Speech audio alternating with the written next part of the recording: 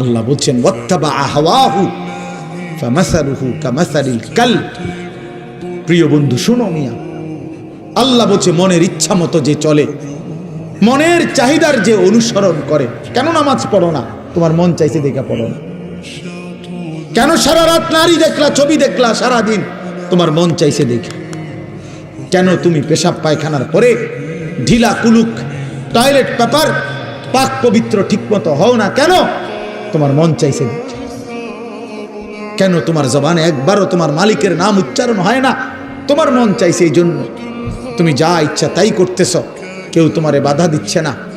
আল্লাহর কসম, আল্লাহ কোরআনে বলছে এই যে মনের ইচ্ছা মতো যে চলে, ওয়াত্তাবা হাওয়াহু, যে তার মনের চাহিদার অনুসরণ করে, ফামাসালুহু কামাসালিল কালব, আল্লাহ বলে তার উদাহরণ হলো, তার দৃষ্টান্ত হলো কুত্তার মতো, কুত্তার মতো, কুত্তার মতো।